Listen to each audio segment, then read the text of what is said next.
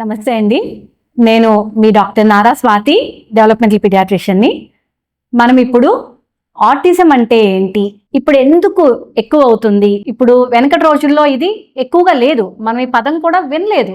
Autism అంటే మనకెందుకు వస్తుందిలే, ఎక్కడో వెస్ట్రన్ కంట్రీస్లో వస్తుంది, అమెరికాలో ఉండే వాళ్ళకో, ఆస్ట్రేలియాలో ఉండే వాళ్ళకో, కెనడాలో ఉండే వాళ్ళకో, వాళ్ళు బిజీగా ఉంటారు, ఇంట్లో చూసుకోవడానికి ఎవరూ లేరు, అందుకే వస్తుందేమో అనుకుంటున్నాము.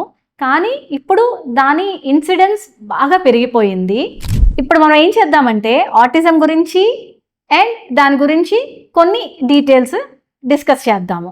ఆటిజం అంటే ఏంటి? ఆటిజం అనేది ఒక న్యూరో డెవలప్మెంటల్ డిజార్డర్ అంటే మన బ్రెయిన్, చిన్నపిల్లలకి బ్రెయిన్ డెవలప్మెంట్లో వచ్చే ఇష్యూస్ వల్ల అది మన ఫంక్షనాలిటీని ఎలా ఎఫెక్ట్ చేస్తుంది అనేది ఆటిజం, సింపుల్గా చెప్పాలి అంటే.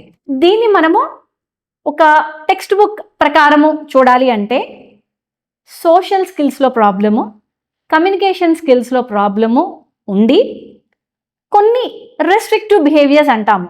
అంటే సాధారణంగా ఆ వయసు పిల్లలు చెయ్యనివి వీళ్ళు చేయటం. అలాగే రిపిటేటివ్ బిహేవియర్స్ అనేది మన కదలికల్లో కానీ, మనము సౌండ్స్ చేసే విధానంలో కానీ, మనము ఏదైనా వస్తువుతో ఆడే విధంలో కానీ రిపీటెడ్గా అదే చేయటము, దాన్ని ఆటిజం అంటాము. ఈ ఆటిజం అనేది అబ్బాయిలకి రావచ్చు, అమ్మాయిలకి రావచ్చు, నెలలు నిండిన పిల్లలకి రావచ్చు, నెలలు నిండకుండా పుట్టిన పిల్లలకి కూడా రావచ్చు. దీని కారణాలు కనుక మనం చూసుకుంటే చాలా కారణాలు ఉన్నాయి ఆటిజంకి. జెనెటిక్ రోల్ కూడా ఉంది, జెనెటిక్ ఫ్యాక్టర్స్ కూడా, అంటే జన్యుపరమైన లోపాల వల్ల కూడా ఆటిజం రావచ్చు. అది నాట్ ఓన్లీ జెనెటిక్స్, ఎపిజెనెటిక్స్ అని కూడా అంటాము. అంటే జన్యుపరమైన లోపాల వల్లే కాకుండా ఎపిజెనెటిక్స్ అంటే మన ఎన్విరాన్మెంటల్ ఫ్యాక్టర్స్, అంటే మనము తినే ఆహారం కానీ, మనము ఏ కండిషన్స్లో ఉన్నాము, మన సరౌండింగ్ వాతావరణం ఎలా ఉంది, వీటన్నిటి బట్టి కూడా అది డిపెండ్ అవుతుంది. మనం ఒకసారి కారణాలకు వస్తే, ఫస్ట్ బేబీ తల్లి గర్భంలో తయారవక ముందే మదర్లో ఓవం, ఫాదర్లో స్పర్మ్ కలిసి ఎంబ్రియోగా ఫామ్ అవుతుంది. ఆ కలిసేటప్పుడే స్పర్మ్ క్వాలిటీ ఎలా ఉంది, దాని నంబర్ ఎలా ఉంది, at the same time ovum ఎలా ఉంది, రెండు కలిసి ఎంబ్రియోగా తయారైన తర్వాత మల్టిపుల్ డివిజన్స్ జరిగి మనకి పిండం అనేది ఎదుగుదల స్టార్ట్ అవుతుంది తల్లి గర్భంలో. ఈ ఆటిజం అనేది ఏంటంటే వీటి బట్టి కూడా డిపెండ్ అవుతుంది.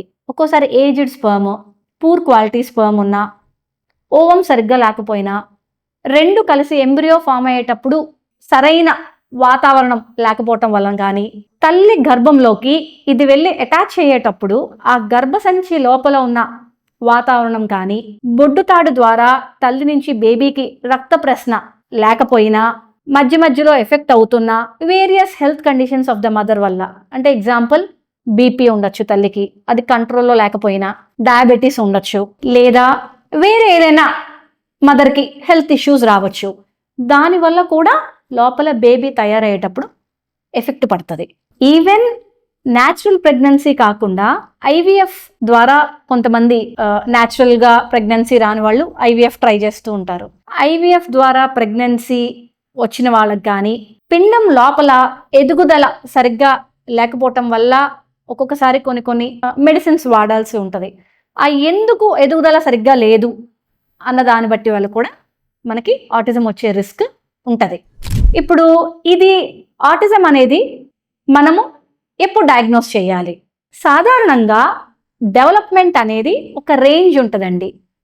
ఫర్ ఎగ్జాంపుల్ మెడ నిలపాలనుకోండి, బేబీ పుట్టిన తర్వాత 5వ నెలకి ప్రాపర్గా మెడ నిలపగలుగుతారు.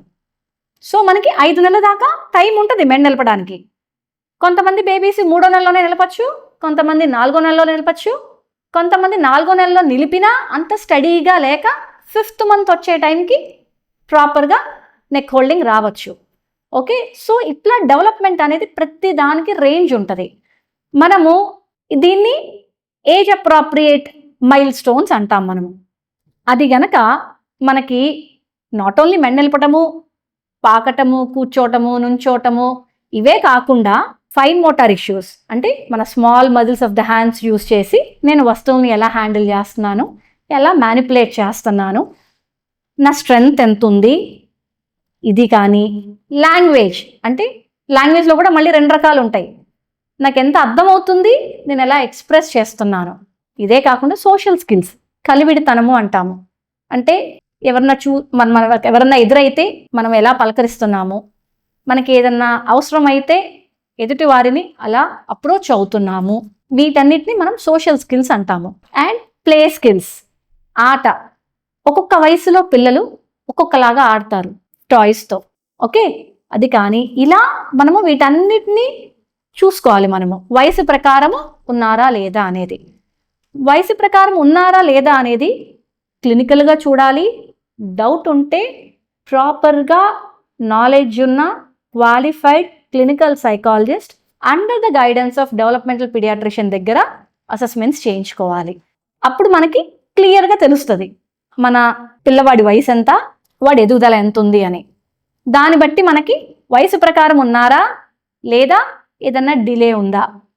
డిలే ఉంటే ఎక్కడెక్కడ డిలే ఉంది, ఓన్లీ మాట ఒకటే డిలే ఉందా, లేకపోతే అర్థమయ్యే దాంట్లో కూడా డిలే ఉందా, లేదా సోషల్ స్కిల్స్ డిలే ఉందా, ప్లే స్కిల్స్ డిలే అయినాయా, ఓవరాల్ డెవలప్మెంట్ డిలే ఉందా అనేది తెలుస్తుంది.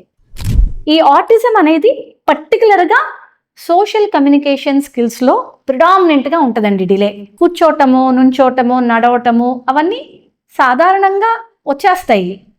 కొంతమంది పిల్లల్లో టో వాకింగ్ అనేది ఉంటుంది. అంటే పాదం శాంతం ఆనీకుండా టోస్ మీద నడుస్తారు. దీన్ని మనము సెన్సరీ ఇష్యూస్ అంటాము. సో మిగతా పిల్లల్లో యూజువల్గా గ్రాస్ మోటార్ బాగానే ఉంటుంది. కొంతమందిలో నడవటం వచ్చినా కూడా టో వాకింగ్ ఉండొచ్చు. అది వన్ ఆఫ్ ద ఫ్యాక్టర్ అండి మనకి ఆటిజంలో. కేవలం దాన్ని బట్టి మనం డయాగ్నోస్ చేయకూడదు. మిగతా చాలా ఫీచర్స్ ఉంటాయి దీంట్లో.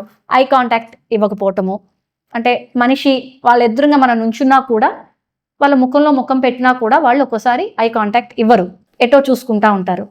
పిలిచినా పలకపోవటం. సాధారణంగా ఈ నేమ్ కాల్ రెస్పాన్స్ అనేది 9 to 12 months అప్పుడు వచ్చేస్తుంది. వాళ్ళ పేరు పెట్టి మనం పిలిస్తే ఎక్కడున్నా ఏ డైరెక్షన్ నుంచి పిలిచినా వాళ్ళు స్పెసిఫిక్గా చూస్తారు. ఈ పిల్లలు చూడలేరు, అదొకటి మనం గమనించుకోవాలి. అలాగే 1 year కంప్లీట్ అయినా కూడా సింపుల్ కమాండ్స్ ఫాలో అవ్వరు. గ్లాస్ అక్కడ పెట్టు, ఫోన్ ఇవ్వు, ప్లేట్ తీసుకో, నాన్న పిలువు, నాన్న పిలుస్తున్నాడు చూడు, ఇవి చిన్న చిన్న కమాండ్స్ కూడా ఫాలో అవ్వరు. సో అప్పుడు మనకి డౌట్ రావాలి, ఏంటి డిలే ఉంది అని. అట్లీస్ట్ మనకి డౌట్ అరైజ్ అయ్యి డెవలప్మెంటల్ పీడియాట్రిషియన్ దగ్గరికి వస్తే ప్రాపర్గా హిస్టరీ తీసుకుని క్లినికల్గా ఎవాల్యుయేట్ చేసి అవసరమైన అసెస్మెంట్స్ చేసుకుని మనము కండిషన్ ఏంటి, ఏమైంది అనేది ఒక ప్రాపర్ డయాగ్నోసిస్కి రావచ్చు. సో ఈ ఆటిజం అనేది మనకి నేను చెప్పినట్టుగా ఏజ్లో అయినా మనం డయాగ్నోస్ చేయొచ్చు. మనము 9 months అప్పుడే డయాగ్నోస్ చేయొచ్చు, లేదా 1 year అప్పుడే డయాగ్నోస్ చేయొచ్చు. చాలామంది తెలియక మాట రావట్లేదు, ఓన్లీ స్పీచ్ ప్రాబ్లం ఉందని 3-4 years అప్పుడు కూడా వస్తారండి. ఏమవుతుందంటే మనం కొంచెం ఎర్లీగా డయాగ్నోస్ చేస్తే, అంటే 3 years లోపల. ఎందుకు డయాగ్నోస్ చేయాలి ఎర్లీగా అంటే బ్రెయిన్ గ్రోత్ చాలా ఫాస్ట్గా ఉంటుంది ఆ టైంలో. మనం ఎర్లీగా డయాగ్నోస్ చేసి అవసరమైన ఇంటర్వెన్షన్స్ స్టార్ట్ చేస్తే తొందరగా కోలుకునే అవకాశం ఉంటుంది. వీళ్ళు లేట్ అయ్యే కొద్దికి బిహేవియర్ స్టార్ట్ అయిన తర్వాత ఫస్ట్ ఆ బిహేవియర్స్ని కంట్రోల్ చేసుకోవడానికే మనకి చాలా టైం పడుతుంది యాక్చువల్ థెరపీ స్టార్ట్ చేసే ముందు. దానివల్ల ఇంకా డిలే అవుతుంది. మనము ఉండాల్సిన దానికి మనం ఉన్నదానికి గ్యాప్ పెరిగిపోతుంది. సో సాధారణంగా గ్యాప్ ఎక్కువ ఉంటే మనకు ఆ గ్యాప్ని కవర్ చేయడం అనేది చాలా కష్టం అవుతుంది. పేరెంట్స్కి ఇబ్బందే అది, అట్ ద సేమ్ టైం పిల్లలకి ఇబ్బందే, ఈవెన్ థెరపిస్ట్కి కూడా అది బిగ్ టాస్క్ అండి. ఆ గ్యాప్ ఎక్కువ ఉన్నదాన్ని మనం ఫాస్ట్గా కవర్ చేయాలనేది. Because it depends on the child again. Child ఎంత త్వరగా నేర్చుకుంటారు అనే దాన్ని బట్టి. మనం ఏదో తొందరగా ఇంప్రూవ్మెంట్ వచ్చేయాలి అని we should not force the child అండి. మనము మాట రావట్లేదు అని నేను విన్నాను ఈ మధ్య. కొంతమంది పేషెంట్స్ నా దగ్గర వచ్చి చెప్తున్నారు, ఆ థెరపిస్ట్ మీరు భయం పెట్టలేదు కాబట్టి వీడు మాట వినట్లేదు, మీరు కొట్టాలి, తిట్టాలి, అవన్నీ చెప్తుంటారండి కొంతమంది. సాధారణంగా క్వాలిఫైడ్ థెరపిస్ట్ ఎవరు అట్లా చెప్పరు. మీకు అలా చెప్తున్నారు అంటే first of all they are not qualified therapist. దయచేసి అవన్నీ విని పిల్లల్ని కొట్టడము, తొందరగా నేర్చేసుకోవాలి అని వాళ్ళ మీద ప్రెషర్ పెట్టడము అవన్నీ చేయకూడదండి. బికాస్ దానివల్ల యాంగ్జైటీ డెవలప్ అయ్యి లెర్నింగ్ అనేది చాలా చాలా స్లో అయిపోతుంది. సో మనము వాళ్ళ స్పీడ్లోనే మనం వెళ్ళాలి, వాళ్ళు హ్యాపీగా నేర్చుకునేలాగా చేయాలి.